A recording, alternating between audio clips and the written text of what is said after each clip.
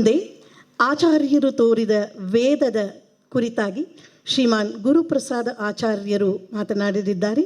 ಪೂರ್ಣ ಪ್ರಜ್ಞ ವಿದ್ಯಾಪೀಠದಲ್ಲಿ ಅಧ್ಯಯನ, ಪರಮ ಪೂಜ್ಯ ಶ್ರೀ ವಿದ್ಯಾಮಾನ್ಯ ಶ್ರೀಪಾದರಲ್ಲಿ ಗೀತ ಭಾಷ್ಯ, ಶ್ರೀ ವಿಶ್ವೇಶತೀರ್ಥ ಶ್ರೀಪಾದಂಗಳವರಲ್ಲಿ ನ್ಯಾಯಸುಧಾ, ಪೂಜ್ಯ ಬನ್ನಂಜೆ ಗೋವಿಂದಾಚಾರ್ಯರಲ್ಲಿ ಋಗ್ಭಾಷ್ಯ ಪಾಠ ಕೇಳುವ ಸೌಭಾಗ್ಯ ಪಡೆದವರು.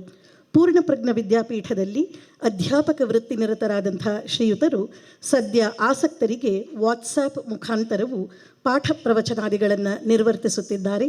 ಅವರನ್ನು ವೇದಿಕೆಯ ಈ ಬದಿಗೆ ಅತ್ಯಂತ ಗೌರವದಿಂದ ಆಹ್ವಾನಿಸುತ್ತಿದ್ದೇನೆ. ನರಸಿಂಹ ಅಖಿಲಾಜ್ಞಾನಮತದ್ಭಾಂತ ದಿವಾಕರ ಜಯತಿ ಅಮಿತ ಸಜ್ಞಾನ ಸುಖಶಕ್ತಿ ಪಯೋನಿಧಿ. ವೇದಿಕೆಯ ಮೇಲೆ ಇರುವ ಎಲ್ಲ ಗಣ್ಯರು, ವೇದಿಕೆಯಲ್ಲಿ ಕೆಳಗಡೆ ಕೂತಿರ್ತಕ್ಕಂಥ ಎಲ್ಲ ಗಣ್ಯರನ್ನು ಕೂಡ ವಿಶೇಷವಾಗಿ ವಂದಿಸ್ತಾ, ಬನ್ನಂಜಿಯವರು ಕಂಡಿರ್ತಕ್ಕಂಥ ವೇದಗಳು, ಅವರು ವೇದಗಳ ಬಗ್ಗೆ ಕನ್ನಡದಲ್ಲಿ 3 ಪುರುಷ ಸೂಕ್ತ, ಶ್ರೀ ಸೂಕ್ತ ಹಾಗೂ ಪಂಚಸೂಕ್ತಗಳು ಮತ್ತು ವೇದಗಳ ಸಂದೇಶ ಈ ಪುಸ್ತಕ. ಸಂಸ್ಕೃತದಲ್ಲಿ ಪ್ರಾಣಾಗ್ನಿ ಸೂಕ್ತ ಭಾಷ್ಯ, 14 ಸೂಕ್ತಾನಿ ಶತರುದ್ರಿಯಂ. ಅದಾದ ಮೇಲೆ ಧ್ವನ್ಯಾತ್ಮಕವಾದ ವ್ಯಾಖ್ಯಾನ ತುಂಬ ಇದೆ, ಬೇಕಾದಷ್ಟು ಧ್ವನ್ಯಾತ್ಮಕ ವ್ಯಾಖ್ಯಾನಗಳು ಸಿಗುತ್ತೆ. ಈ ಎಲ್ಲ ಒಂದು ಪುಸ್ತಕಗಳ ಮೂಲಕ, ವ್ಯಾಖ್ಯಾನಗಳ ಮೂಲಕ ವೇದವೆಂಬ ಹಿಮಾಲಯದ ದರ್ಶನವನ್ನು ತುಂಬ ಚೆನ್ನಾಗಿ ಮಾಡಿಸಿದ್ದಾರೆ. ಹಿಮಾಲಯ ಅಂತ ಬಂದಮೇಲೆ ಅದರೊಂದು ಗೌರಿಶಂಕರ ಶಿಖರ ಇರಬೇಕು ಅಂತ ನಾವು ಯೋಚನೆ ಮಾಡಿದ್ರೆ ಅದು ಉಪನಿಷತ್ತು, ಅದರ ದರ್ಶನವನ್ನು ಮಾಡ್ತಿದ್ದಾರೆ. ಹೀಗೆ ವೇದೋಪನಿಷತ್ತುಗಳ ಬಹಳ ಅದ್ಭುತ ಚಿಂತನೆ ಪೂಜ್ಯರಿಂದ ಬಂದಿದೆ. ನಾನು ಎಲ್ಲವನ್ನೂ ನೋಡಲಿಕ್ಕೆ ಹೋಗಲ್ಲ. ಬಹಳ ಮುಖ್ಯವಾಗಿ 3 ವಿಚಾರ ನನಗೆ ಬಹಳ ಖುಷಿ ಕೊಟ್ಟದ್ದು.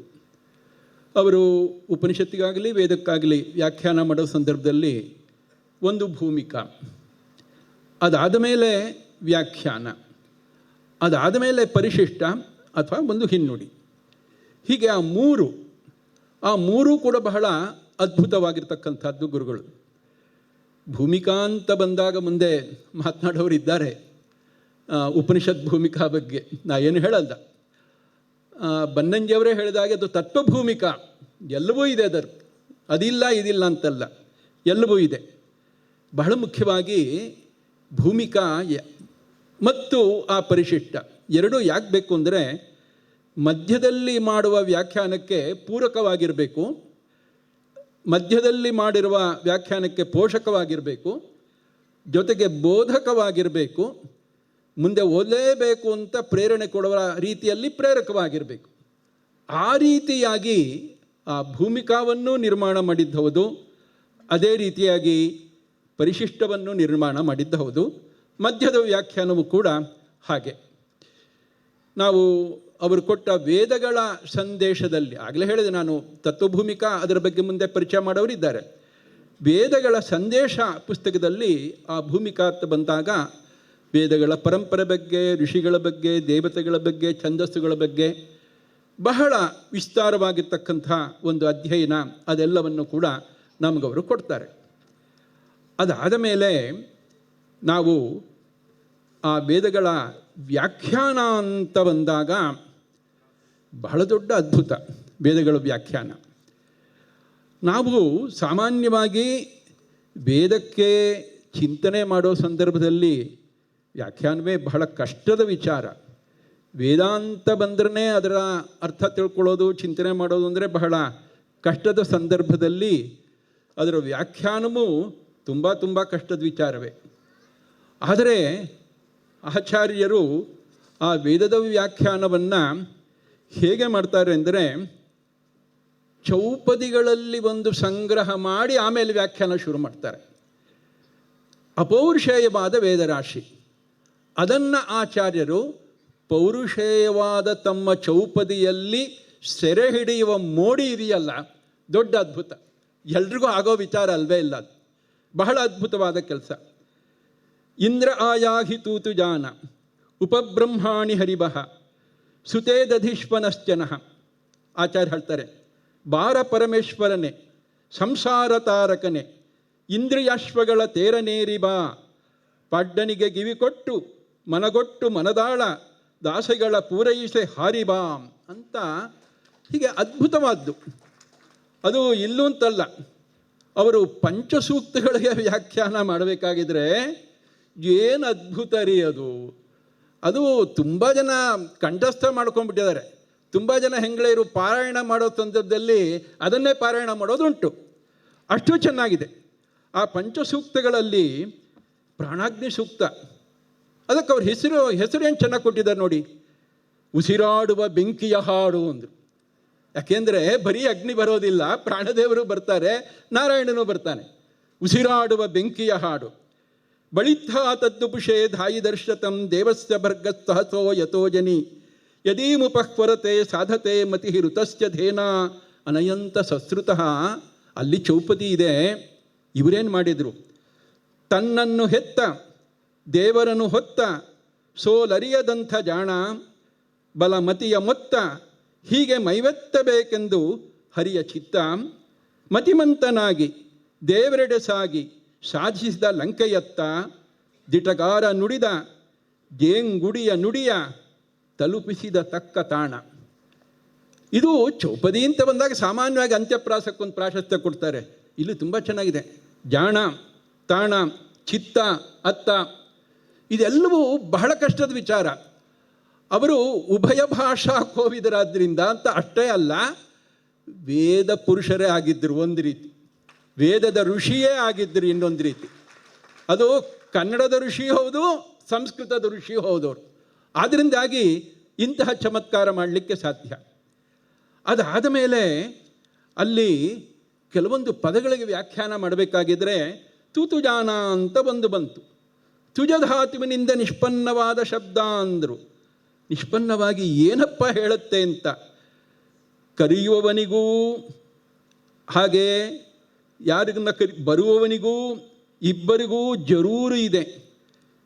ಇಬ್ಬರಿಗೂ ಜರೂರಾಗಿ ಬರಬೇಕು ಅಂತ ಹೇಳುವ ಮಾತು. ನನಗಿಂತ ಮಿಗಿಲಾದ ಭಕ್ತರು ನಿನ್ನನ್ನು ಕರೆದು ಕಾದು ಕುಳಿದಿದ್ದಾರೆ. ಅವರನ್ನು ಬಿಟ್ಟು ನನ್ನ ಬಳಿಗೆ ಬರುವುದು ನಿನಗೆ ತೊಂದರೆ ಎನಿಸಬಹುದು. ಆದರೆ ಅವರಂತೆ ಅಲ್ಲಪ್ಪ ಈ ಭಕ್ತ ತಾಳಲಾರ. ದಯವಿಟ್ಟು ಈ ಭಕ್ತನ ಕಿರುಕುಳವನ್ನು, ಹಿಂಸೆಯನ್ನು ಕ್ಷಮಿಸು. ಮಗು ರಂಪ ಮಾಡಿದಾಗ ತಾಯಿ ಅದನ್ನು ಕಿರುಕುಳ, ಹಿಂಸೆ ಎಂದು ಅಲಕ್ಷ್ಯ ಮಾಡುವುದುಂಟೆ. ನೀನೇ ನನ್ನ ತಾಯಿ, ನೀನೇ ತಂದೆ ಎಂದು ನಂಬಿದವ ನಾವು. ಆದ್ದರಿಂದ ತಡಮಾಡದೆ ನನ್ನೆಡೆಗೆ ಓಡೋಡಿ ಬಾ. ಇಷ್ಟು ಮಾತು ತೂತುಜಾನದಲ್ಲಿ ಇದೆ ಎಂದರು. ಇಷ್ಟು ಮಾತು ತೂತುಜಾನದಲ್ಲಿದೆ ಅಂತ. ಹೀಗೆ ಒಂದೊಂದು ಪದವನ್ನು ತೆಗೆದುಕೊಂಡು ವ್ಯಾಖ್ಯಾನ ಮಾಡ್ತಾ ಹೋಗ್ತಾರೆ ಅವರು.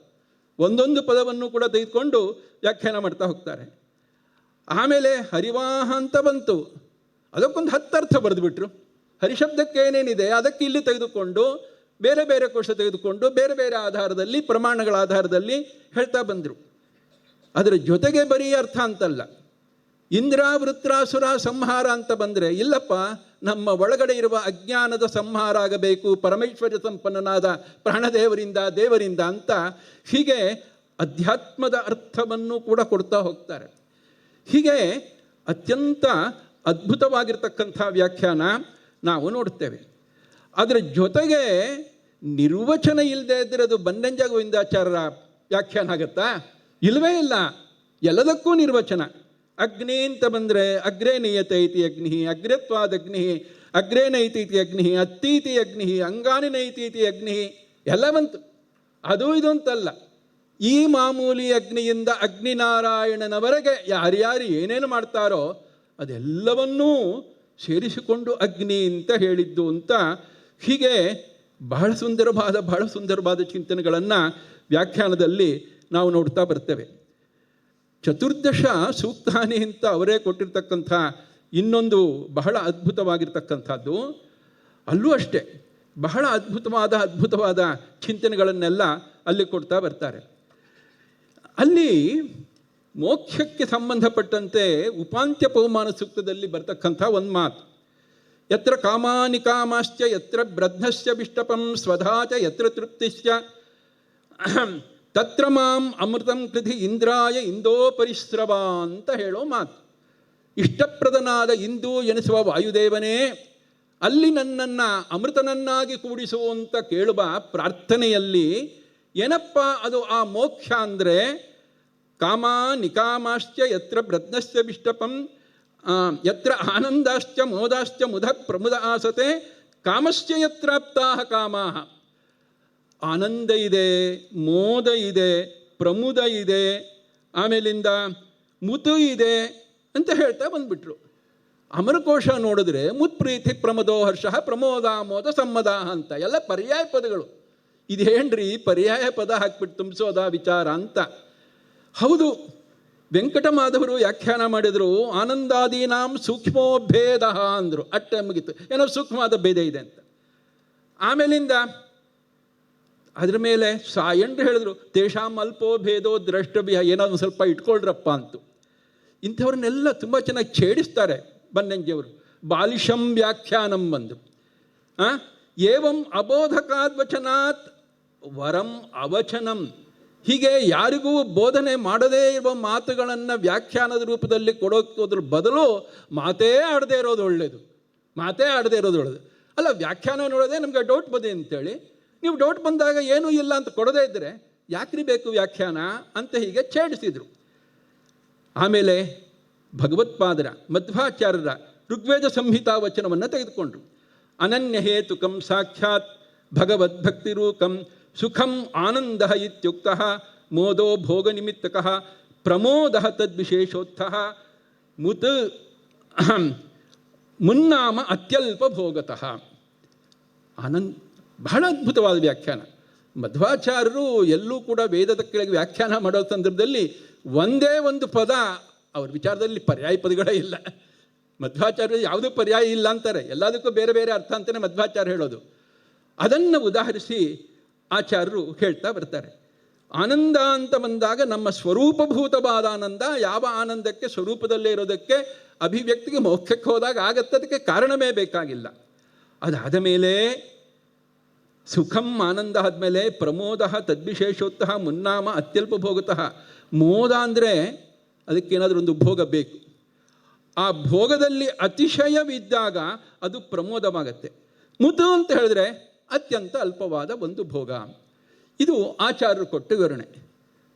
ನಮ್ಗೆ ಅರ್ಥ ಆಗಿಲ್ಲ ಇಷ್ಟಾಗಿ. ಬನ್ನಂಜಿಯವರು ಬಂದರು, ಅವರು ಹೇಳಿದರು. ಒಂದು ಸುಂದರವಾದ ಉದಾಹರಣೆ ಕೊಡ್ತಾರೆ. ಏನದು? ಒಂದು ನಾವು ಎಲ್ಲಿಗೆ ಹೋಗ್ತೀವಿ? ಒಂದು ಉದ್ಯಾನವನಕ್ಕೆ ಹೋಗ್ತೀವಿ. ಹೋದಾಗ ಏನು ಮಾಡ್ತೀವಿ? ಅಲ್ಲಿ ಒಂದು ಹೂವನ್ನು ನೋಡ್ತೇವೆ. ಕುಸುಮ ದರ್ಶನಜಂ ಸುಖಂ. ಹೂವನ್ನು ನೋಡಿದಾಗ ಒಂದು ಸುಖ ಆಯಿತು, ಅತ್ಯಂತ ಅಲ್ಪ. ದೂರದಿಂದ ಹೂವನ್ನು ನೋಡಿದ್ದು ಅತ್ಯಂತ ಅಲ್ಪವಾದ ಸುಖ. ಆಮೇಲಿಂದ ಇನ್ನೂ ಸ್ವಲ್ಪ ಮುಂದೆ ಹೋದ್ವಿ, ಅದರ ಪರಿಮಳ ಮೂಗಿಗೆ ಬಿಡಿತು. ಇನ್ನೂ ಜಾಸ್ತಿ ಖುಷಿ. ಅದು ಮೋದ. ಅಷ್ಟಕ್ಕೆ ಆಗಿಲ್ಲ. ಅಯ್ಯೋ, ಇಂಥ ಪರಿಮಳದ ಹೂ ಸಿಕ್ಕಾಗ ನನ್ನ ಹೆಂಡತಿಯ ಮುಡಿಗೆ ಅದನ್ನು ಸಿಕ್ಕಿಸ್ತಾ ಇದ್ರೆ ಹೇಗೆ ಅಂತ ಅನ್ನಿಸ್ತು ಅವನಿಗೆ. ಹೋದ, ಕಿತ್ತಿದ, ಹೆಂಡತಿಯ ಮುಡಿಗೆ ಮುಡಿಸಿದ. ಅದು ಪ್ರಮೋದ. ಆಯಿತು. ಈ ಉದಾಹರಣೆಯೂ ಬಹುಶಃ ನಮ್ಮ ಕಾಲದ್ದಾಯಿತು ಕಾಣುತ್ತೆ. ಈಗಿನ ಜನ್ರೇಷನ್ ದಡ್ಡು ಅದೇನೋ ಹೇಳ್ತೀವಲ್ಲ, ಅವರಿಗಲ್ಲ. ಆದರೆ ಬನ್ನಂಜಿಯವರು ಅಲ್ಲೂ ಬಿಡಲಿಲ್ಲ. ಇಲ್ಲಪ್ಪ, ಇನ್ನೊಂದು ಹೇಳ್ತೀನಿ ಅಂದರು. ತರುಣಶ್ಚ ತರುಣೀ ದರ್ಶನೇನ ಮುತು ಅಂದರು. ತರುಣನಿಗೆ ತರುಣೀ ದರ್ಶನವಾದಾಗ ಮುತು ಅಲ್ಪ, ದೂರದಿಂದ ನೋಡ್ತಾನಷ್ಟೆ. ಅಯ್ಯೋ, ನೋಡಿದ್ದೀನಲ್ಲಪ್ಪ, ಸ್ವಲ್ಪ ಮುಟ್ಟಿದರೆ ಹೇಗೆ ಅಂತ ಮುಂದೆ ಹೋದ, ಆಲಿಂಗಿಸಿಕೊಂಡ. ಆಲಿಂಗನೇನ ಮೋದ, ಇನ್ನೂ ಜಾಸ್ತಿ. ಮತ್ತೆ ಆದಮೇಲೆ ಆಲಿಂಗಿಸ್ಕೊಂಡ್ಮೇಲೆ ಸುಮ್ಮನೆ ಇರ್ಲಿಕ್ಕಾಗತ್ತಾ? ಮುಂದುವರಿಯಿತು. ಸುರತ ಕ್ರೀಡೆಯಾಯಿತು. ಸುರತೇನ ಪ್ರಮೋದ. ಹೀಗೆ ಒಂದೊಂದು ವಿಚಾರದಲ್ಲೂ ಕೂಡ ನಮಗೆ ಉದಾಹರಣೆಯನ್ನು ಕೊಟ್ಟು ಬಹಳ ಮನವರಿಕೆ ಮಾಡ್ತಕ್ಕಂಥವರು ಬನ್ನಂಜ ಗೋವಿಂದಾಚಾರ್ಯ. ಹೀಗೆ ಆ ವ್ಯಾಖ್ಯಾನ ಬಹಳ ಅದ್ಭುತವಾಗಿರ್ತಕ್ಕಂಥ ವ್ಯಾಖ್ಯಾನ. ಅದರ ಜೊತೆಗೆ ವಿಶೇಷವಾಗಿ ಅವರು ಎಲ್ಲ ಕಡೆಯಲ್ಲೂ ಹೇಳೋ ಸಂದರ್ಭದಲ್ಲಿ ಶಿಷ್ಯರ ಮೇಲಿನ ಕರುಣೆಯಿಂದ ಮಾಡ್ತಕ್ಕಂಥ ವ್ಯಾಖ್ಯಾನ ತುಂಬ ಕಡೆಯಲ್ಲಿ. ಅದು ಎಲ್ಲಿ ನೋಡ್ತೀವಿ ಅಂತ ಹೇಳಿದ್ರೆ, ಆ ಪರಿಶಿಷ್ಟಗಳಲ್ಲಿ ವಿಶೇಷವಾಗಿ ಅವರು ಮಾಡ್ತಕ್ಕಂಥದ್ದು ಆ ಛಂದಸ್ಸಿನ ಬಗ್ಗೆ ಅವರ ಚಿಂತನೆ ಮಾಡಿರ್ತಕ್ಕಂಥದ್ದು. ಮತ್ತು ಅದೇ ರೀತಿಯಾಗಿ ಅವರು ಇದರಲ್ಲಿ ಶತರುದ್ರಯದಲ್ಲಿ ವ್ಯಾಖ್ಯಾನ ಮಾಡ್ತಕ್ಕಂಥ ಸಂದರ್ಭದಲ್ಲಿ ಅವರು ಏನೇನು ವಿಚಾರಗಳು ಬರುತ್ತೆ ಅದರಲ್ಲಿ, ಆಯಿತಾ, ಸ್ವರಾಂಕನ, ಸ್ವರವನ್ನು ಯಾವ ರೀತಿ ಪುಸ್ತಕದಲ್ಲಿ ಹಾಕ್ತಾರೆ ಅನ್ನೋದರ ಬಗ್ಗೆ ಬೇರೆ ಬೇರೆ ದೇಶ ಕಾಲದಲ್ಲಿ ಏನೇನು ವ್ಯತ್ಯಾಸವಿದೆ ಅನ್ನೋದನ್ನೆಲ್ಲ ನಮ್ಮ ಮುಂದೆ ಇಡ್ತಾರೆ. ಅದು ನಿಜವಾಗಿ ವಿಧೇಯ ಜನರು, ಯಾರು ವಿನೀತ ಜನರಿದ್ದಾರೋ ಅವರಿಗೋಸ್ಕರವಾಗಿ ಮಾಡಿರ್ತಕ್ಕಂಥ ವಿಚಾರ. ಅಂಥ ವಿಚಾರಗಳನ್ನು ನಾವು ತುಂಬ ನೋಡ್ತೇವೆ. ಹೀಗೆ ಅವರ ಪರಿಶಿಷ್ಟ, ಅವರ ವ್ಯಾಖ್ಯಾನ ಶೈಲಿ, ಅದೇ ರೀತಿಯಾಗಿ ಅವರದೇ ಆಗಿರ್ತಕ್ಕಂತಹ ಭೂಮಿಕಾ, ಅದರ ಜೊತೆಗೆ ಋಷಿ ದೇವತಾ ಛಂದಸ್ಸು ಬಹಳ ಮುಖ್ಯವಾಗಿ ವೇದದಲ್ಲಿ ಬರ್ತಕ್ಕಂಥದ್ದು. ಅದರ ವಿಚಾರ ಹೇಳೋ ಸಂದರ್ಭದಲ್ಲೂ ಹಾಗೆ, ಋಷಿ ಅಂತ ಹೇಳಿದ್ರೆ ಅನುಕ್ರಮಣದಲ್ಲಿ ಬರ್ತಕ್ಕಂಥ ಋಷಿ ಬೇರೆ ಇರುತ್ತೆ, ಆಚಾರ್ಯರು ಸ್ವೀಕಾರ ಮಾಡಿರ್ತಕ್ಕಂಥ ಋಷಿ ಬೇರೆ ಇರ್ತಾರೆ. ಅದಕ್ಕೆ ಯಾಕೆ, ಇದು ಹೇಗೆ, ಒಂದೇ ಹೇಳ್ತಾರೆ ಬನ್ನ ಇವರು, ಅವನು ಋಷಿ ಇವನು ಋಷಿ, ಒಬ್ಬ ಮೊದಲು ಕೊಂಡ ಒಬ್ಬ ಆಮೇಲೆ ಕಂಡ, ವಿಚಾರ ಇಲ್ಲವೇ ಇಲ್ಲ. ಮನ್ಯು ಸೂಕ್ತವನ್ನು ಬೇರೆ ಯಾರೋ ಕಂಡ ಅಂತ ಹೇಳಿದ್ದು ಸರಿ, ಹೌದು. ತಾಪಸಮನ್ನು ಕಂಡ, ಬ್ರಹ್ಮಸ್ಕಂದ ಕಂಡ, ಹೌದು. ಆಮೇಲೆ ಭೀಮಸೇನೂ ಕಂಡ ಅಂತ ಹೇಳಿ ಅಷ್ಟಿಗೆ ಬಿಡೋದಿಲ್ಲ. ಒಂದು ರೀತಿಯಿಂದ ತಾಪಸಮನು ಯಾರು ಅಂದರೆ ಭೀಮಸೇನ, ಇನ್ನೊಂದರಿಂದ ಬ್ರಹ್ಮಸ್ಕಂದನು ಭೀಮಸೇನ ಅಂದ್ಬಿಟ್ರು. ಯಾಕಪ್ಪ ಅಂದರೆ ಕಾಡಿನಲ್ಲಿದ್ದು ತಪಸ್ಸು ಮಾಡ್ತಾ ಇದ್ದ, ಆದ್ದರಿಂದಾಗಿ ತಾಪಸ ಆದ. ಆಮೇಲಿಂದ ಬ್ರಹ್ಮ ಪದವಿಗೆ ಏರುವ ವಾಯುದೇವ ಇವನೇ, ಆದ್ದರಿಂದ ಇವನೇ ಬ್ರಹ್ಮಸ್ಕಂದ. ಹೀಗೆ ಇಂತಹ ಒಂದು ಅದ್ಭುತವಾದ ವಿಚಾರಗಳನ್ನೆಲ್ಲ ಕೊಡ್ತಾ ಬರ್ತಾರೆ. ಹೀಗೆ ಛಂದಸ್ಸಂತೂ ಹೇಳೋ ಹಾಗಿಲ್ಲ, ಆಟ ಆಡಿಬಿಡ್ತಾರೆ ಅವ್ರಿಗೆ, ಛಂದಸ್ನಲ್ಲಿ ಆಟ ಆಡಿಬಿಡ್ತಾರೆ ಅವರು. ಎಷ್ಟು ಅಂತ ಹೇಳಿದ್ರೆ, ಅವರು ಪ್ರತಿಯೊಂದು ಛಂದಸ್ ಬಂದಾಗಲೂ ಲೆಕ್ಕಾಚಾರ ತೋರಿಸಿ ಇಷ್ಟಕ್ಷರ ಕಡಿಮೆ ಆಯಿತು, ಇಷ್ಟಕ್ಷರ ಜಾಸ್ತಿ ಆಯಿತು, ಏನು ಮಾಡೋಣ, ಏನು ಸಮಾಚಾರ, ಇಲ್ಲ ಇಲ್ಲಿ ವರೇಣ್ಯಂ ಇದೆ, ವರೇಣ್ಯಂ ಪದವಿ ವಿಭಾಗ ಮಾಡಿ ಅಂತ ಹೇಳೋದು.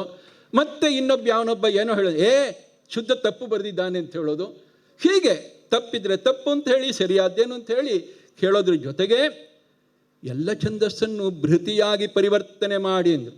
ಎಲ್ಲ ಛಂದಸ್ಸನ್ನು ಭೃತಿಯಾಗಿ ಪರಿವರ್ತನೆ ಮಾಡಿದಾಗ, ಅಧ್ಯಯನ ಮಾಡಿದಾಗ ದೊಡ್ಡದಾಗಿರ್ತಕ್ಕಂಥ ಒಂದು ಫಲ ಇದೆ, ಭೃತಿ ಪರಿವರ್ತನೆ ಮಾಡಿ. ಹೀಗೆ ಇದೆಲ್ಲ ಅದ್ಭುತಗಳನ್ನೆಲ್ಲ ನಮಗೆ ವ್ಯಾಖ್ಯಾನದಲ್ಲಿ ಕೊಡ್ತಾ ಬರ್ತಾರೆ. ಅದರ ಜೊತೆಗೆ ಸಾಂಖ್ಯ ಇಲ್ಲದೇ ಇದ್ದರೆ ಬನ್ನಂಜೆ ಗೋವಿಂದಾಚಾರ್ಯ ವ್ಯಾಖ್ಯಾನ ಆಗೋದೇ ಇಲ್ಲ. ಸಾಂಖ್ಯ ಇರಬೇಕು. ಎಷ್ಟು ಅದ್ಭುತವಾದ ಸಾಂಖ್ಯವನ್ನು ಕೊಡ್ತಾರೆ ಅಂದರೆ, ಋಗ್ವೇದದಲ್ಲಿ ಪುರುಷ ಸೂಕ್ತದಲ್ಲಿ 16 ಮಂತ್ರ, ಯಜುರ್ವೇದದಲ್ಲಿ 18 ಮಂತ್ರ. ಯಾಕಪ್ಪ ಇದು ಅಂದರೆ 16 ಉಪಚಾರಗಳಿಗೆ 16 ಮಂತ್ರ. ಷೋಡಶೋಪಚಾರ ಪೂಜೆ ಮಾಡಬೇಕಾಗಿದ್ರೆ 16 ಉಪಚಾರಗಳಿಗೆ 16 ಮಂತ್ರ. ಅಷ್ಟೇ ಅಲ್ಲ, ಷೋಡಶಕಲ್ ಪುರುಷ ಅಂತ ದೇವರಿಗೆ ಹೆಸರು. ಆ ಷೋಡಶಕಲ ಪುರುಷನಾಗಿರ್ತಕ್ಕಂಥ ದೇವರ ಆರಾಧನೆಗೋಸ್ಕರವಾಗಿ ಇರ್ತಕ್ಕಂಥದ್ದು. 18 ಬಂದರೆ ನೀವು 16ರಲ್ಲಿ ಬೇರೆ ಇಟ್ಕೋತೀವಿ. ಯಾವುದು, ನಾಮ, ಲೋಕ, ಕರ್ಮ, ಮಾತು, ಚಿಂತನೆ, ವೀರ್ಯ, ಅನ್ನ, ಆಮೇಲಿಂದ ಮನಸ್ಸು, ಇಂದ್ರಿಯಗಳ ಗಣ, ಮಣ್ಣು, ನೀರು, ಬೆಂಕಿ, ಗಾಳಿ, ಆಕಾಶ, ಶ್ರದ್ಧೆ, ಜೀವ. ಇಷ್ಟು ನಾನು ತುಂಬ ವೇಗವಾಗಿ ಹೇಳಿದೆ, ನೀವೆಲ್ಲ ತುಂಬ ಕೇಳಿಸ್ಕೊಂಡಿರ್ತೀರಿ ಇದು ಅಂತ ಎಲ್ರಿಗೂ ಗೊತ್ತು. 18ರ ನಂಟು. ಈ 16 ಬಂದ ಮೇಲೆ 17 ನೋಡಿ ಚಿತ್ ಪ್ರಕೃತಿ, 18 ಭಗವಂತ. 18ರ ನಂಟನ್ನು ನೋಡ್ಲಿಕ್ಕೋಸ್ಕರವಾಗಿ ಯಜುರ್ವೇದದಲ್ಲಿ 18 ಅಂದರು. ಅಷ್ಟೇ ಸ್ವಾರಸ್ಯ ಇಲ್ಲ. ಆ ಎಲ್ಲ ಅಕ್ಷರಗಳನ್ನು ತೆಗೆದುಕೊಂಡ್ರು. ಋಗ್ವೇದದ ಪುರುಷ ಸೂಕ್ತದಲ್ಲಿ ಒಟ್ಟು ಅಕ್ಷರಗಳೆಷ್ಟು? 513. ಶ್ರೀ ಸೂಕ್ತದ ಒಟ್ಟು ಅಕ್ಷರಗಳು ಎಷ್ಟು? 513. ಅರೇ ಇದೇನಿದು? ಆ 513, ಈ 15. ಅವ್ರು ಹೇಳಿದ್ರು, ಲಕ್ಷ್ಮೀನಾರಾಯಣರ ಅನ್ಯೋನ್ಯ ಸಾಮರಸ್ಯದ ಸಾಂಖ್ಯ ಇಲ್ಲಿ ಗೊತ್ತಾಗ್ತಾ ಇದೆ ಅಂತ. ಹೀಗೆ ಆ 13, 513 ಯಾಕಪ್ಪ ಒಟ್ಟಿಗೆ ಇತ್ತು ಅಂದರೆ, ಲಕ್ಷ್ಮೀನಾರಾಯಣರ ಅನ್ಯೋನ್ಯ ದಾಂಪತ್ಯದ ಸಾಮರಸ್ಯ. ಎಲ್ಲದಕ್ಕೂ ಹೀಗೆ ಆ ಸಾಂಖ್ಯದಲ್ಲೂ ಕೂಡ ನಮ್ಮನ್ನು ಹೀಗೇ ತುಂಬ ಚೆನ್ನಾಗಿ ಕರ್ಕೊಂಡು ಹೋಗ್ತಾರೆ. ಹೀಗೆ ಅದ್ಭುತವಾದ 3 ಏನು ಕೊಟ್ಟಿದ್ದಾರೆ. ಋಷಿದೇವತಾ ಛಂದಸ್ಸಿನ ವಿಚಾರ ಇರ್ಬೋದು. ಇನ್ನೊಂದು 3 ಅಂದರೆ 3 ಅರ್ಥಗಳನ್ನು ಹೇಳೋದು. ತ್ಯರ್ಥತಾಂ ಶ್ರುತಿಷು. ಶತರುದ್ರಯದಲ್ಲಿ ಬರಿಬೇಕಾಗಿದ್ದರೆ ರುದ್ರದೇವರ ಪರವಾಗಿ, ಪ್ರಾಣದೇವರ ಪರವಾಗಿ ಮತ್ತು ಭಗವಂತನ ಪರವಾಗಿ. ಪ್ರಾಣದೇವರ ಪರವಾಗಿ ಬರಬೇಕಾಗಿದ್ದರೂ ಹನುಮ ಭೀಮ ಮಧ್ವರ ಪರವಾಗಿ, ದೇವರ ಪರವಾಗಿ ಬರಿಬೇಕಾಗಿದ್ದರೂ ಕೂಡ ಮತ್ತೆ ಅಲ್ಲೂ ಕೂಡ ಅನಿರುದ್ಧ, ಸಂಕೃಷ್ಣ, ಪ್ರದ್ಯುಮ್ನ, ನಾರಾಯಣ, ವಾಸ್ತವ ಅವರೆಲ್ಲ ಬರ್ತಾರೆ. ಹೀಗೆ ಅವರೇ ಹೇಳ್ತಾ ಇದ್ರು, 3 ಅಂದರೆ ಬರೀ 3 ಅಲ್ಲಪ್ಪ, ಮಿನಿಮಮ್ 3, ಇನ್ನೂ ಬೇಕಾಷ್ಟು ಇಟ್ಕೊಬೋದು. ಅದೆಲ್ಲವನ್ನೂ ತೋರಿಸ್ತಾ ಬರ್ತಾರೆ. ಪ್ರಾಣಾಗ್ನಿ ಸೂಕ್ತ ಭಾಷ್ಯದಲ್ಲಿ ಹೇಳ್ತಂಥದ್ದಲ್ಲೂ ಕೂಡ ಅಗ್ನಿ ಪರವಾಗಿ, ಪಂಚಾಗ್ನಿ ಪರವಾಗಿ, ಪಂಚಪ್ರಾಣ ಪರವಾಗಿ, ಹಾಗೆ ಪಂಚರೂಪಿ ಪರಮಾತ್ಮನ ಪರವಾದ ಚಿಂತನೆ, ಈ 3 ಅರ್ಥಗಳನ್ನು ಹೇಳಿದ್ದು ಕೂಡ ನಮ್ಮ ಪರಂಪರೆಯಲ್ಲಿ ಬಹುಶಃ ನಮಗೆ ಈಗಿನ ಕಾಲದಲ್ಲಿ ನಾವು ಅವರೊಬ್ಬರನ್ನೇ ನೋಡ್ತಕ್ಕಂಥದ್ದು. ಹೀಗೆ 3 ಕೊಟ್ಟಿರ್ತಕ್ಕಂತಹ ಮಹಾನುಭಾವರು. ಅದಕ್ಕೆ ನಾನು ಹೇಳೋದು, ಈ 3 ಕೊಟ್ಟಿದ್ದಾರಲ್ಲಪ್ಪ ಅಂದರೆ 3 ವಿಚಾರದಲ್ಲೂ ವಿಕ್ರಮವನ್ನು ಮೆರೆದ ಇವರು ತ್ರಿವಿಕ್ರಮ ಪಂಡಿತ್. ಆದರೆ ಇಷ್ಟೆಲ್ಲ ವಿಕ್ರಮವನ್ನು ಮೆರೆದರೂ ಅವರು ಯಾವತ್ತೂ ಕೂಡ ನಾರಾಯಣನ ಪಾರಮ್ಯವನ್ನು ಎಲ್ಲೂ ಬಿಡಲಿಲ್ಲ. ಅದರಿಂದ ನಾರಾಯಣ ಪಂಡಿತರು, ಅದು ಹೌದು. ಇಷ್ಟೆಲ್ಲ ಆದ ಮೇಲೂ ವಿನಯದಿಂದ ವಾಮನ ಮೂರ್ತಿಯೇ ಆಗಿದ್ದರು. ಅದರಿಂದ ವಾಮನ ಪಂಡಿತರು ಹೌದು. ಅಂತಹ ದೊಡ್ಡ ಗುರುಗಳ ದೊಡ್ಡದಾಗಿರ್ತಕ್ಕಂತಹ ಈ ಚಿಂತನೆ ಏನಿದೆ, ಅದ್ಭುತವಾಗಿರ್ತಕ್ಕಂಥ ಚಿಂತನೆ. ಅವರು ತ್ರಿವಿಕ್ರಮ ಪಂಡಿತರು, ನಾರಾಯಣ ಪಂಡಿತರು, ವಾಮನ ಪಂಡಿತರು. ವಿಶ್ವೇಶತೀರ್ಥ ಶ್ರೀಪಾದಂಗಳವರು ಅವರನ್ನು ಕರೆದಿದ್ದು ಮಾತ್ರ ಗೋವಿಂದ ಪಂಡಿತಾಚಾರ್ಯರು ಅಂತ. ಗೋವಿಂದಾಚಾರ್ಯರು ಅಂತ ಎಲ್ಲರೂ ಕರೆಯೋದು, ಆದರೆ ಅವರು ಪಂಡಿತ ಶಬ್ದ ಸೇರಿಸಿದರು, ಗೋವಿಂದ ಪಂಡಿತಾಚಾರ್ಯರು ಇವರು ಅಂತ. ಹೀಗೆ ನಮಗೆಲ್ಲ ವೇದದ ಮೂಲಕ ಬೋಧನೆ ಮಾಡಿದ ಆಚಾರ್ಯರು, ವೇದಾಶಬ್ದಕ್ಕೆ ಒಂದರ್ಥ ವೇದಯತೀತಿ ವೇದ, ಯಾರು ಬೋಧನೆ ಮಾಡ್ತಾರೋ ಅವರೇ ಅಂತ ತಿಳಿಸಿಕೊಡುವ ಒಂದು ಸಾಹಿತ್ಯ ವೇದ ಅಲ್ಲ, ತಿಳಿಸಿಕೊಡ್ತಕ್ಕಂಥವರೂ ವೇದ. ಜೊತೆಗೆ ಉಪನಿಷತ್ತಂತ ಬಂದಾಗಲೂ ಹಾಗೆ ಅವರೇ ಹೇಳಿದ ಹಾಗೆ ಉಪರೇ ನಾರಾಯಣೇ ಸ್ವಯಂ ಸೀದಂತಿ ಅಂತ. ಉತ್ಕೃಷ್ಟನಾದ ಭಗವಂತ ನಾರಾಯಣನಲ್ಲಿ ಯಾವುದು ಕುಳಿತುಕೊಂಡಿದೆಯೋ ಆ ಸಾಹಿತ್ಯ ಅಂತ. ಇನ್ನೊಂದು ರೀತಿಯಿಂದ ನೋಡಿದ್ರೆ ಬನ್ನಂಜ ಗೋವಿಂದಾಚಾರ್ಯರು ಉಪನಿಷತ್ತು. ಯಾಕೆಂದರೆ ಉಪರೇ ನಾರಾಯಣೇ ನಿಷೀದಂತಿ, ಆ ಸರ್ವೋತ್ಕೃಷ್ಟನಾಗಿರ್ತಕ್ಕಂಥ ಭಗವಂತ ನಾರಾಯಣನಲ್ಲಿ ಯಾವತ್ತೂ ಕೂಡ ತಮ್ಮ ಮನಸ್ಸನ್ನಿಟ್ಟು ವ್ಯಾಖ್ಯಾನ ಮಾಡಿದ್ರು. ಅವರೊಂದು ರೀತಿಯಿಂದ ಉಪನಿಷತ್ತು ಹೌದು, ವೇದ ಇತಿ ವೇದ ಹೌದು. ಆದರೆ ನಾವು ತುಂಬ ಚಿಕ್ಕವರಲ್ವೇನ್ರಿ. ಭಾಗವತ ಹಾಗೆ ಹೇಳೋದು, ಮಂದಾಹ ಮಂದಭಾಗ್ಯಾಹ ಸುಮಂದಮತಯ, ಹೀಗೆ ಹೇಳ್ತಾ ಹೋಗುತ್ತೆ. ಅವರೋ ದೊಡ್ಡವರು, ನಾವು ಚಿಕ್ಕವರು, ಕಥೆ ಏನಾಗಬೇಕು ಅಂತ. ಅದಕ್ಕೆ ಬನ್ನಂಜ ಗೋವಿಂದಾಚಾರ್ಯರು ಅವತಾರ ಮಾಡಿದರು. ಹೌದು, ಕೆಳಗಿಳಿದು ಬಂದು ಏನು ಮಾಡಿದರು, ನಮ್ಮನ್ನ ಮೇಲಕ್ಕೆ ಕರ್ಕೊಂಡು ಹೋದು. ಹೌದು, ಈಗೇನಾಯಿತು ಅಂತ ಹೇಳಿದ್ರೆ, ಬನ್ನಂಜಿಯವರು ಕೆಳಗಿಳಿದು ಬಂದು ವೇದೈತೀತಿ ವೇದ, ವೇದದ ಬೋಧನೆ ಮಾಡಿ, ಉಪನಿಷತ್ತನ್ನು ಕೂಡ ಬೋಧನೆ ಮಾಡಿ, ದೇವರ ಬಗ್ಗೆ ತಿಳಿಸಿಕೊಟ್ಟು ನಮ್ಮನ್ನು ಅಲ್ಲಿಗೆ ನಿಲ್ಲಿಸಲಿಲ್ಲ, ನಮ್ಮನ್ನು ಕೂಡ ಉಪರೇ ನಾರಾಯಣನಿ ನಿಷೀದಂತಿ, ನಮ್ಮನ್ನು ಕೂಡ ದೇವರ ಹತ್ತಿರದಲ್ಲಿ ಕೂಡಿಸೋ ಹಾಗೆ ಮಾಡಿರ್ತಕ್ಕಂತಹ ಮಹಾ ಕರುಣಾಳುಗಳು. ಅವರು ಬರೋಕ್ಕಿಂತ ಮುಂಚೆ ನಾವೆಲ್ಲ ಶೂನ್ಯ. ಆದರೆ ಶೂನ್ಯ ಅಂದರೆ ಒಂದು ಸ್ವಾರಸ್ಯ. ಮೊನ್ನೆ ಒಂದು ಆರ್ಟಿಕಲ್ ಓದೆ, ರೋಹಿತ್ ಚಕ್ರದಿತ್ತು, ಎಲ್ಲ ತುಂಬೋದು ಅಂತ. ಹಾಗೆ ನಾವು ಶೂನ್ಯರಾದ ನಮ್ಮಲ್ಲೂ ಕೂಡ ಬನ್ನಂಜಿಯವರು ಬಂದು ತುಂಬಲಿಕ್ಕೆ ಶುರು ಮಾಡೋದು. ಏನು ತುಂಬಿದರು ಅಂತ ಒಂದರ ಬಗ್ಗೆ ಪಾಠ ಹೇಳಿದರು. ಯಾರೋನು ಒಬ್ಬ ಏಕೋ ದೇವ ಸರ್ವಭೂತೇಶು ಗೂಢ ಸರ್ವವ್ಯಾಪಿ ಸರ್ವಭೂತಾಂತರಾತ್ಮ ಸಾಕ್ಷಿ ಚೇತ ಕೇವಲೋ ನಿರ್ಗುಣಸ್ಯ. ಸರ್ವಗುಣ ಪರಿಪೂರ್ಣನಾದ ಸರ್ವೋತ್ತಮನಾದ ದೇವರು ಒಬ್ಬನೇ ಒಬ್ಬ. ಅವನ ಬಗ್ಗೆ ನಮ್ಮ ತಲೆಯಲ್ಲಿ ತುಂಬಿದರು. ನಮ್ಮ ಯೋಗ್ಯವಷ್ಟೇ ನಾವು ತುಂಬಿಕೊಂಡ ಮೇಲೆ ಏನು ಮಾಡಿದರು ಅಂತ ಹೇಳಿದ್ರೆ, ನಮ್ಮನ್ನು ಕರ್ಕೊಂಡು ಹೋಗಿ ಒಂದರ ಮುಂದೆನೇ ಇಟ್ಬಿಟ್ರು. ಮೊದಲು ಶೂನ್ಯರಾದ ನಮಗೆ ಬೆಲೆ ಇರಲಿಲ್ಲ. ಸೊನ್ನೆಗೆಲ್ಲಿಂದ ಬೆಲೆ ಇಲ್ಲ. ಸ್ವಾರಸ್ಯ, ಸೊನ್ನೆ ಎಷ್ಟು ಬೇಕಾದ್ರೂ ಬರೀರಿ, ಆ ಸೊನ್ನೆಗೆ ಬೆಲೆ ಇಲ್ಲ. ಸೊನ್ನೆ ಬೇಕಾದಷ್ಟು ಬರೆದು ಒಂದು ಬರೀರಿ, ಇಲ್ಲ, ಸೊನ್ನೆಗೆ ಬೆಲೆ ಇಲ್ಲ. ಒಂದು ಬರೆದು ಆಮೇಲೆ ಸೊನ್ನೆ ಹಾಕಿ, ಬೆಲೆಯೋ ಬೆಲೆ. ಹಾಗೆ ಬನ್ನಂಜ ಗೋವಿಂದಾಚಾರ್ಯ ಮಾಡಿದ್ದೇನಪ್ಪ ಅಂದರೆ, ಶೂನ್ಯರಾದ ನಮಗೆ ಉಪನಿಷತ್ತಿನ ಮೂಲಕ, ವೇದದ ಮೂಲಕ, ಭಾರತದ ಮೂಲಕ, ಭಾಗವತದ ಮೂಲಕ ತತ್ವಜ್ಞಾನವನ್ನು ಕೊಟ್ಟು ನಮ್ಮ ಯೋಗ್ಯತೆ ಹಾಗೆ ತುಂಬಿಸಿ ದೇವರ ಎದುರು ಹೋಗಿ ಇಟ್ಟರು. ದೇವರ ಎದುರು ಹೋಗಿ ನಾವು ಕೂತ್ಕೊಂಡು ಕೂಡಲೇ ಬೆಲೆಯಿಲ್ಲದ ನಮಗೆಲ್ಲ ಬೆಲೆ ಬರಲಿಕ್ಕೆ ಪ್ರಾರಂಭ ಆಯಿತು. ಆ ರೀತಿಯಾಗಿ ನಮ್ಮನ್ನು ಉದ್ಧಾರ ಮಾಡಿರ್ತಕ್ಕಂಥ ಗುರುಗಳು. ಹೌದು, ಹಾಗೆ ಬಹಳ ಸ್ವಾರಸ್ಯ. 0 ಹೌದ್ರಿ, ಇವತ್ತಿನ ಕಂಪ್ಯೂಟರ್ ವಿಜ್ಞಾನಕ್ಕೂ 0 ಇರೋದು ಬಹಳ ಮುಖ್ಯವಾಗಿ. ಆದರೆ ವೇದಾಂತ ಏನು ಹೇಳುತ್ತೆ ಅಂದರೆ 0 ಅಲ್ಲಪ್ಪ, 1 0 ಅನ್ನತ್ತೆ. ಅಂದರೆ 1ಕ್ಕೆ ಪ್ರಾಶಸ್ತ್ಯ ಕೊಡಿ, ಆಮೇಲೆ 0 ಅಂತ. ನಾವೇನು ಶೂನ್ಯರಾಗಿರ್ತಕ್ಕಂಥ ನಾವೇ ದೊಡ್ಡವರು ಅಂತ ನಾವು ಯೋಚನೆ ಮಾಡಿದ್ವಿ. ಆದರೆ ವೇದಾಂತ ಹೇಳ್ತು ಒಂದು ದೊಡ್ಡವನು, ಅದ್ರ ಮುಂದೆ 0 ಹಾಕು, ನಿಂಗೂ ಬೆಲೆ ಬರುತ್ತೆ, ಇಲ್ಲದಿದ್ರೆ ಹಿಂದೆ ಇದ್ದರೆ ನಿಂಗೆ ಬೆಲೆ ಇಲ್ಲ ಅಂತ ಕೊಟ್ಟ ವೇದಾಂತ. ಆ ವೇದಾಂತದ ಆ ಒಂದು ಸಾಂಖ್ಯವನ್ನು ನಮಗೆಲ್ಲ ವಿಶೇಷವಾಗಿ ಅನುಗ್ರಹಿಸಿರ್ತಕ್ಕಂಥವರು ಬನ್ನಂಜೆ ಗೋವಿಂದಾಚಾರ್ಯ ಅಂತ ಹೇಳ್ತಾ, ಇಂತಹ ಗುರುಗಳನ್ನು ಹೇಳಿದಾಗ ನಾವೆಲ್ಲ ನಮ್ಮ ಪರಂಪರೆಯಲ್ಲಿ ಹೇಳೋ ಶ್ಲೋಕ ಆಚಾರ್ಯಾ ಶ್ರೀಮದಾಚಾರ್ಯಾ ಸಂತು ಜನ್ಮನಿ ಜನ್ಮನಿ. ಅವರು ಇನ್ನೊಂದು ಅಪಪಾಠ ಬೈತಾ ಇರ್ತಾರೆ, ಸಂತು ಮೇ ಜನ್ಮ ಜನ್ಮನಿ ಅಲ್ಲ, ಸಂತು ಜನ್ಮನಿ ಜನ್ಮನಿ. ಅದಾದ ಮೇಲೆ ನಮ್ಮ ಮತ್ತೊಬ್ಬರು ಅಂದರೆ ಶ್ರೀಪಾದಾಹ ವಿದ್ಯಾಮಾನ್ಯ ಶ್ರೀಪಾದಾಹ ಸಂತು ಜನ್ಮನಿ ಜನ್ಮನಿ, ಶ್ರೀಪಾದಾಹ ವಿಶ್ವೇಶತೀರ್ಥ ಶ್ರೀಪಾದಾಹ ಸಂತು ಜನ್ಮನಿ ಜನ್ಮನಿ, ಆಚಾರ್ಯಾಹ ಬನ್ನಂಜ ಗೋವಿಂದ ಪಂಡಿತಾಚಾರ್ಯಾಹ ಸಂತು ಜನ್ಮನಿ ಜನ್ಮನಿ. ಈ ಒಂದು ನನ್ನ ಅನಿಸಿಕೆಗಳನ್ನು, ಅಭಿಪ್ರಾಯಗಳನ್ನು ಹೇಳಿಕೊಳ್ಳಿಕ್ಕೆ ಅವಕಾಶ ಮಾಡಿಕೊಟ್ಟ ನಿಮ್ಮೆಲ್ಲರ ಎಲ್ಲರಿಗೂ, ಅವರಿಗೂ ಇವ್ರಿಗೂ ಅಂತ ಹೆಸರು ಹೇಳೋದಿಲ್ಲ, ಎಲ್ಲರಿಗೂ ಧನ್ಯವಾದಗಳು ಅರ್ಪಣೆ ಮಾಡ್ತಿದ್ದೇನೆ. ಕೃಷ್ಣಾರ್ಪಣ. ಮತ್ತು